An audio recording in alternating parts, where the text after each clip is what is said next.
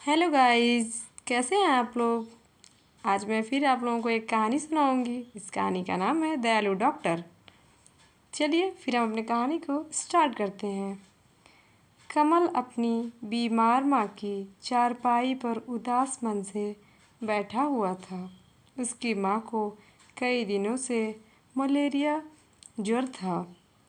कमल के घर में वह और उसकी माँ को छोड़कर दूसरा कोई नहीं था। कमल की उम्र करीब 10-11 वर्ष की रही होगी। वह पाठशाला में पढ़ता था। उसकी माँ मेहनत मजदूरी करके जीवन का निर्वाह करती थी। उसकी एक ही इच्छा थी कि कमल पढ़ लिख कर बड़ा आदमी बने। वह कमल को बड़ा आदमी बनाने के लिए ही अपना खून पसीना बहाया करती थी। दिन भर काम किया करती थी। कमल अपनी माँ को बहुत प्रेम करता था। वह उसकी हर बात मानता था। उसे आराम पहुँचाने का हर प्रयत्न किया करता था। कमल उदास मन से सोच रहा था कि कोई डॉक्टर कहाँ मिलेगा। कई दिनों से माँ ने कुछ भी नहीं खाया, बुखार भी नहीं उतर रहा। पर बिना दवा के बुखार उतरे भी कैसे। कमल का ध्यान वैद्य जी की ओर गया। उसके घर से कुछ ही दूर पर वैद्य जी का दवाखाना था। वह सरकार की तरफ से मुफ्त दवा किया करते थे। कमल ने सोचा कि वह क्यों न वैद्य जी के पास जाकर उन्हें अपनी माँ का हाल बताए और उनसे दवा लाकर अपनी माँ को दे दे। कमल चुपके से उठा और माँ को बिना बताए हुए वैद्य जी के पास जा पहुँचा। उसने वैद्य जी को अपनी माँ का हाल बताया और उनसे प्रार्थना की कि वह ऐसी दवा दे दे जिससे उसकी माँ अतिशीघ्र ठीक हो जाए। वैद्य जी ने कमल को कुछ गोलियां दी और उन गोलियों को खिलाने का नियम भी बता दिया। कमल अपनी माँ को वैद्य जी की गोलियां खिलाने लगा। वह अपनी माँ की सेवा और दया दारू में अपने आप को भूल गया। वह अपना पढ़ना लिखना छोड़कर अपनी माँ की चारपाई के पास बैठा रहता था। उदास आंखों से उसके मुख की ओर देखा करता था। कमल की माँ की बीमारी कभी कभी बहुत बढ़ जाती थी और अपना सीना पकड़ के वो खांसने लगती थी। अपनी माँ के पास कमल सो जाता था और उफनी हुई उंगलियों से उसके सिर को सहलाने लगती थी। कमल ने कई दिनों तक अपनी माँ को वैद्य जी की गोलियां दी, पर ज्वर नहीं उतरता। उसकी माँ दिनों दिन कमज़ोर होने लगी। कमल चिंतित हो उठा। उसने सोचा कि वैद्य जी की गोलियों से काम नहीं चलेगा। अब उसे अपनी माँ को किसी डॉक्टर की दवा देनी होगी। पर डॉक्टर की दवा के लिए काफ़ी पैसे चाहिए और पैसे उसके पास नहीं थे। फिर क्या वह अपनी माँ को डॉक्टर की दवा नहीं दे सकेगा? नहीं, वह डॉक्टर की दवा ज़रूर देगा। कमल ने अपनी किताब में सरकारी अस्पताल के बारे में पढ़ रखा था। उसने पढ़ा था कि सरकारी अस्पताल में मुफ्त दवा दी जाती है।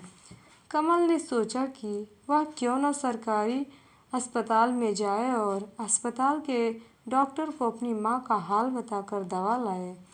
कमल अस्पताल में जा पहुँचा। उसने डॉक्टर के पास जाकर भरी हुई आँखों से अपनी माँ का हाल कह सुनाया। उसने डॉक्टर को यह भी बताया कि वह गरीब है और दुनिया में उसकी माँ को छोड़कर उसका कोई नहीं है। डॉक्टर बड़ा दयालु था। कमल की कहानी को सुनकर उसके हृदय में दया उमड़ उठी। उसने प्यार भरे शब्दों में कमल से कहा, बेटा तुम घबराओ नहीं, मैं तुम्हारे साथ चलकर तुम्हारी माँ को देखूंगा और तुम्हारी माँ को दवा भी दूंगा। कमल को बड़ा आश्चर्य हुआ, क्योंकि बिना फीस के किसी रोगी के घर जाकर उसे देखने की बात उसने कभी अपने कानों से नहीं सुनी थी। वह आश्चर्यचकित होकर डॉक्टर की ओर देखने लगा। कमल को उस समय तो डॉक्टर भगवान सा मालूम होने लगा। जब उसने कमल के साथ उसके घर जाकर डॉक्टर भगवान सा मालूम होने लगा। जब उसने कमल के साथ उसके घर जाकर उसकी माँ को देखा, दवा दी और इंजेक्शन भी लगाया, तब जाके कमल के जान में जान आई। डॉक्टर अपने आप ही 4-5 दिनों तक बराबर कमल के घर उसकी माँ को देखने आता और दवा देता था। डॉक्टर के प्रयत्नों से कमल की माँ जल्द ही ठीक हो गई और चलने फिरने लगी और पहले के तरह कामकाज भी करने लगी। दोपहर का समय था। डॉक्टर कमल के घर जाकर चारपाई पर बैठ गया। उसने कमल को बुलाकर उससे पूछा, कमल, क्या तुम बता सकते हो मैं बिना फीस लिए तुम्हारे घर क्यों आता था और तुम्हारी माँ की चिकित्सा क्यों किया? कमल ने उत्तर दिया, डॉक्टर साहब, आप बड़े दयालु हैं।